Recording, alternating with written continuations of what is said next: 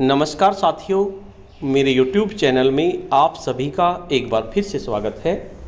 साथियों, जैसा कि आपको अवगत है, उत्तर प्रदेश में पंचायत चुनाव चल रहे हैं और पंचायत चुनाव में आप सभी लोगों की ड्यूटी लगी हुई है।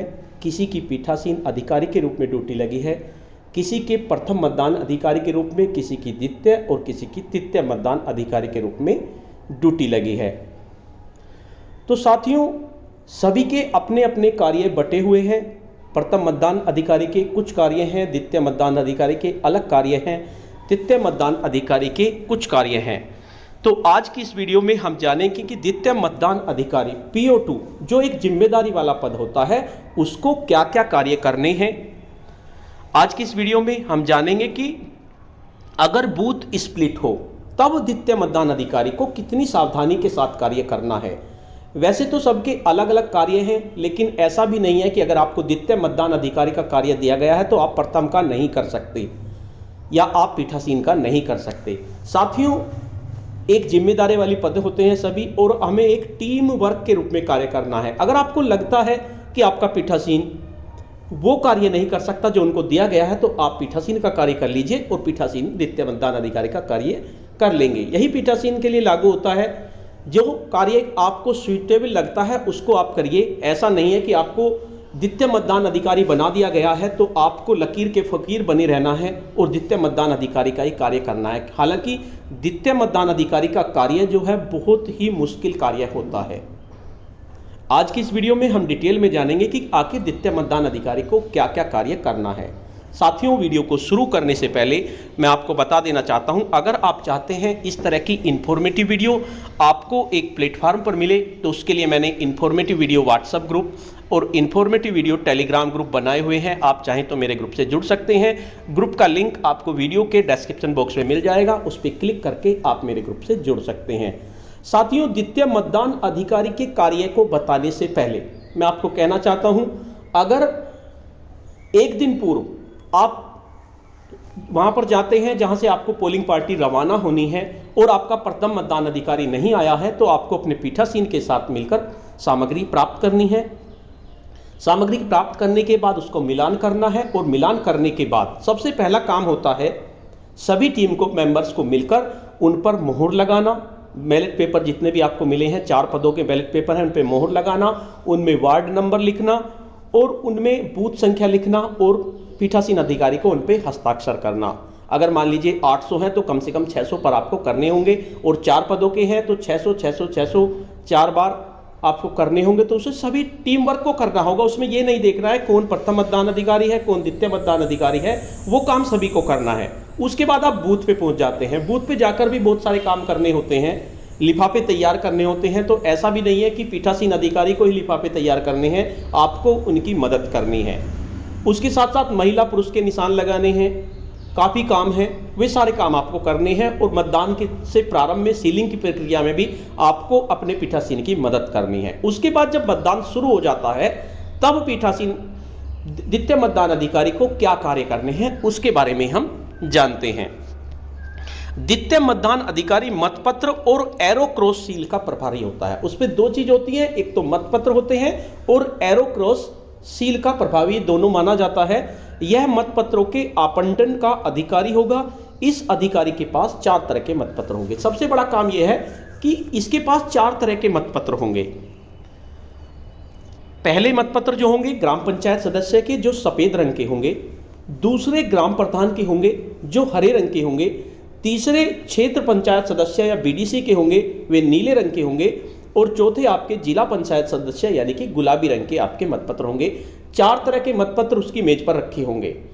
आपको क्या करना है, जैसे ही प्रथम मतदान अधिकारी के पास कोई मतदाता आता है और उसकी पहचान करने के बाद उसको आगे निशान लगाने के बाद आपके पास भेज देता है, उनसे वो पर्ची लेंगे जिस पर उसका वार्ड क्रमांक लिखा हुआ है, उनका क्रम संख्या लिखा हुआ है, वोटर संख्या लिखा हुआ है। और उस पर्ची के आधार पर आपको सभी मतपत्रों पर, ग्राम पंचायत के भी, प्रधान के भी, सभी पर उनका क्रमांक लिखना है। और क्रमांक लिखने के बाद उनके मतपत्रों का जो अवशेष भाग होता है, जो आपका जो जिसे प्रतिपर्ट कहते हैं, जो फटने के बाद बच जाता है, उस पर उसके साइन कराने हैं या अंगूठे का निशान लगाना है और उसके बाद उसको फाड़ के देना है।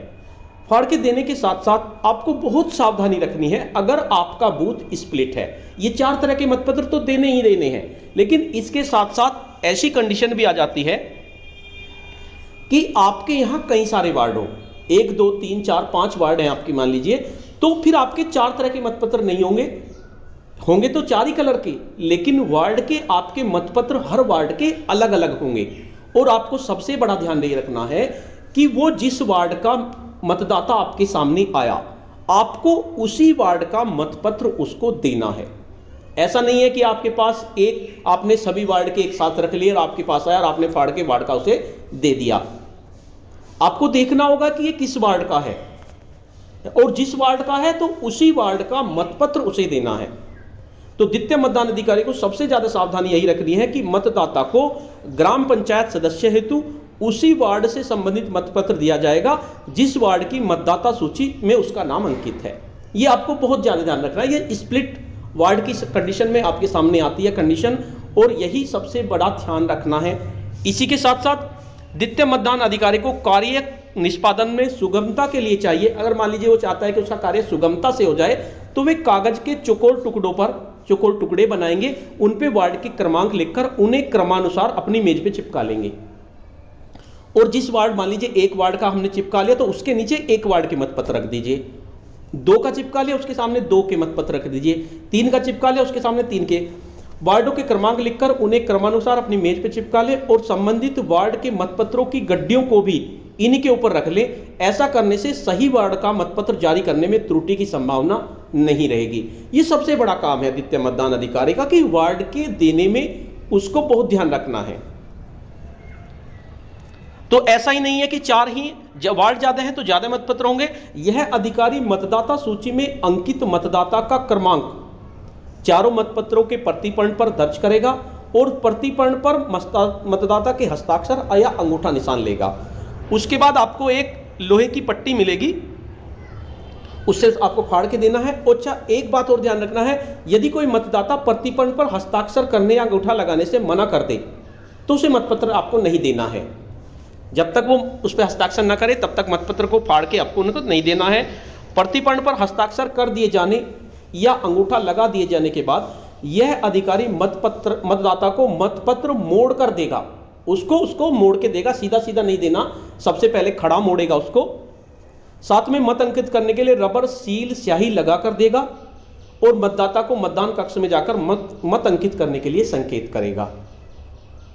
तो खड़ा मतपत्र भी उसको मोड़ के देना है, ये भी उसकी जिम्मेदारी है। तो ये काम उसको करना है, मतदाता को पहले खड़ा और बाद में पड़ा करके मोड़ के दिया जाएगा।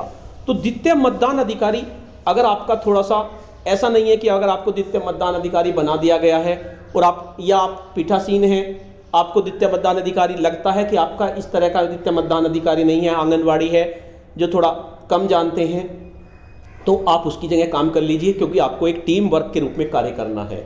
तो साथियों, सभी को अपनी जिम्मेदारी का निर्वाह करना है, और अगर कोई मेंबर आपका एक भी थोड़ा सा भी ढीला हो जाता है तो मतदान की प्रक्रिया बाधित हो जाती है। और द्वितीय मतदान अधिकारी का तो सबसे ज़्यादा जिम्मेदारी का पद होता है, क्योंकि उसको वार्ड संख्या भी देखनी होती है। ऐसा ही नहीं है, अगर बीडीसी में भी 2-3 वार्ड हैं तो बीडीसी में भी आपको यही करना होगा जो आपने वार्ड के मतपत्र में किया। उसके लिए भी आपको अलग अलग चकोर खानों पे उनको लिखने पड़ेंगे, वार्ड कौन कौन से वार्ड के आपके बीडीसी के चुनाव लड़ रहे हैं उनको भी आपको देखना होगा।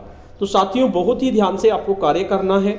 2 दिन आपके हैं, उनमें आपको बहुत ही समझदारी से कार्य लेना है। तो साथियों, आज की वीडियो में इतना ही। आपको ये वीडियो कैसी लगी? अगर आपको ये वीडियो अच्छी लगी तो इस वीडियो को लाइक करें, शेयर करें और वीडियो पे कमेंट्स करें। और अगर आप मेरे चैनल पे नए हैं, पहली बार मेरे चैनल को देख रहे हैं, तो चैनल को सब्सक्राइब कर लें और बेल के आइकन को प्रेस कर दें, जिससे कि आपको नेक्स्ट वीडियो का नोटिफिकेशन मिल सके। धन्यवाद।